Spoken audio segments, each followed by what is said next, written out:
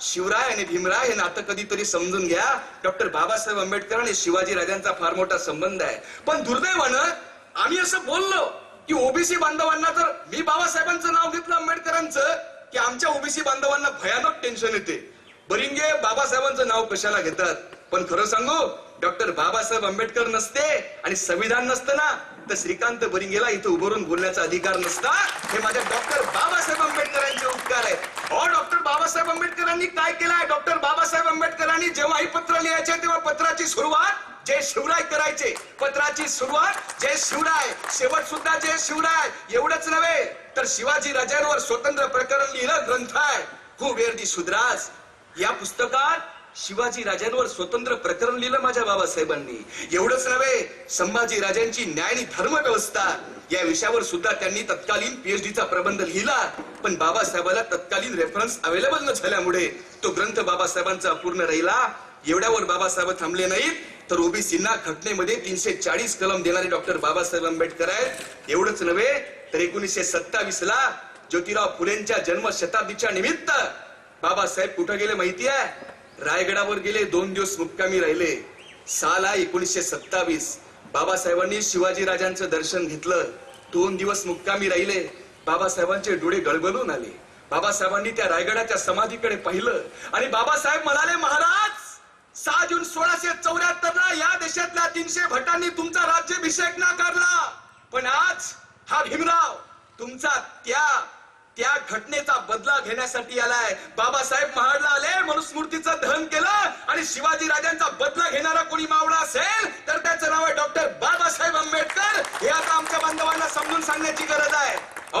हे नातं आहे बाबासाहेबांचं आणि शिवाजी राजांचं. या देशामध्ये शिवाजी राजांचं नाव घेऊन, बाबासाहेबांचं नाव घेऊन जे लोक धर्माची नशा, अफूसारखी नशा आमच्या मेंदूत पेरताना, त्यांना आता जा विचारा, का रे शिवाजी राजांच्या नावावर आजपर्यंत राजकीय पोळ्या भाजल्या, आजपर्यंत दंगला केल्या आणि अत्याचार केला, अजूनही तेच. बाबासाहेबांचं नाव घ्यावं, मतदानात निवडून यावं आणि बाबासाहेब फोटो पुरते मर्यादित, शिवाजी राजा पुतळे पुरते मर्यादित, हार अर्पण करावे, जयंत्या कराव्या, डीजे वाजवावे, ऑर्केस्ट्रात पुरी नाचवाव्या, संपली जयंती. जयंतीचा उद्देश काय? जयंतीचा उद्देश आहे जागृती निर्माण करणे. बघा ना काय जिजाऊंची शिवाजी राजांची जादू आहे. 18 पकड जातीला, 6000 6500 जातीला एका शब्दामध्ये गुंफवलं. नाव आहे मावळा. एकच नाव, कॉमन नाव. कोण आहे? मी मावळा आहे. कोणाचा आहे? शिवाजी राजाचा आहे. बाबासाहेबांनी ओळख दिली ना, मी प्रथम आणि अंतिमता भारतीय आहे. धर्म हा माझ्या घरात आहे आणि घराच्या बाहेर पडल्यावर मी या देशाचा नागरिक आहे. आय एम इंडियन हे बाबासाहेबांनी सांगितलं. म्हणून धर्म आणि जाती या घराच्या आत ठेवल्या पाहिजेत. बाहेर पडल्यावर वी आर इंडियन, आम्ही सर्व भारतीय आहो. हा विचार डॉक्टर बाबासाहेब आंबेडकरांच्या जयंतीच्या निमित्तानं मित्रांनो आम्ही पेलणार आहे की नाही, हा चिंतनाचा विषय आहे. युवा वर्गाला विनंती आहे, आपल्या जीवनाचं 3 गोष्टी फिक्स करा. पहिलं, तुम्हाला जीवनात काय करायचं आहे, what is your target in your life, fix करा. दुसरं, त्याचं नियोजन करा. आणि तिसरं, अचूक संधी साधा. हे केलंय माझ्या बाबासाहेबांनी, हे केलंय शिवाजी राजांनी. डॉक्टर बाबासाहेब आंबेडकरांना विदेशात जायचं आहे. आता काय करा, बाबासाहेबांच्या पुढे प्रश्न राहिला.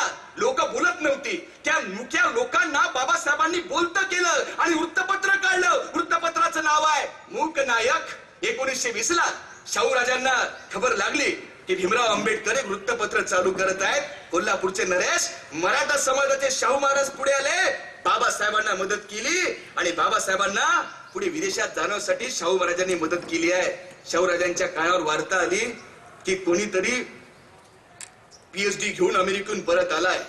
शाहू राजांना वृत्तपत्राच्या माध्यमातून खबर लागली.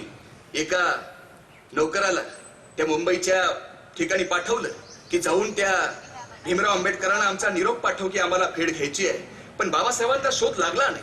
तो नौकर अख्खी मुंबई फिरला पण बाबासाहेबांचा पत्ता लागला नाही. परतीला आला कोल्हापूरला आणि म्हणाला, महाराज भीमराव आंबेडकरांचा पत्ता लागला नाही. शाहू राजा दुसऱ्या दिवशी स्वतः मोठा रिनोप त्या मुंबईला आले. परळच्या चाळीत गेले, दगडी चाळीत शोध लागला.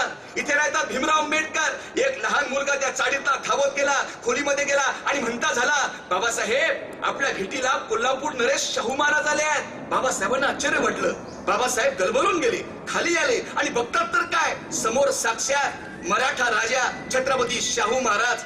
बाबासाहेबांच्या डोळ्यात अश्रू दाटले. बाबासाहेब जवळ गेले आणि म्हणाले, अहो महाराज, एक साधा निरोप या भीमरावला पाठवला असता तर भीमराव तुमच्या भेटीला कोल्हापूरला आले असते. पण शाहू राजांचे काय शब्द आहेत बाबासाहेबांबद्दल, बघा काय नातं आहे. शाहू राजे बाबासाहेबांकडे पाहत म्हणाले, अहो भीमराव, आम्ही तर परंपरेचे राजे, अहो भीमराव तुम्ही तर खास ज्ञानाचे आणि विद्वत्तेचे राजे. हे शाहू राजांचे शब्द आहेत माझ्या डॉक्टर बाबासाहेब आंबेडकरांच्या बाबत. आज एखाद्या कार्यकर्त्याला छोटस सुंदर भाषण देता आलं ना, स्वतःच ते बाबासाहेब स्वतःला समजायला लागतात. अशी अवस्था अनेक कार्यकर्त्यांची मी पाहतो. एखादं पुस्तक लिहिलं की आम्ही स्वतःला विद्वान, भले मोठे PhD होल्डर जणू काही समजतो, अशी कार्यकर्त्यांची अवस्था आहे. पण जगानं बाबासाहेबांचा गौरव केला. ते बाबासाहेब कधी शाळेत न गेलेल्या माझ्या गाडगे महाराजांच्या कीर्तनाला सतरंजीवर खाली जमिनीवर बसतात. याला नम्रता म्हणतात.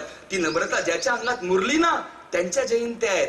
तुमच्या आमच्या वाट्यावर काय येतं, साधा वाढदिवस तरी येतो. आम्हाला ते सांगावं लागतं, दादा माझा वाढदिवस आहे.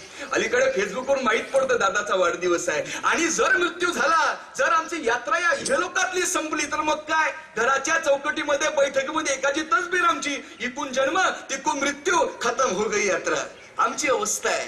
कारण जो अपने लिए जीता है वो जीना नहीं है, और जो देश और सेवा और राष्ट्र के लिए मरता है वो मरना नहीं है. ते मरण बाबासाहेबांना लाभलं, ते ज्योतिरावांना लाभलं. ते तुकोबांच्या शब्दात याची साठी केला होता अट्टहास.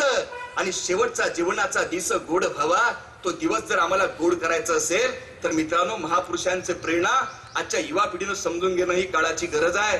शाहू राजांनी बाबासाहेबांना विदेशात पाठवलं, पण बाबासाहेबांना रमाबाई आंबेडकरांची काळजी वाटली आणि बाबासाहेबांनी ते शाहू राजांकडे बोलून दाखवलं.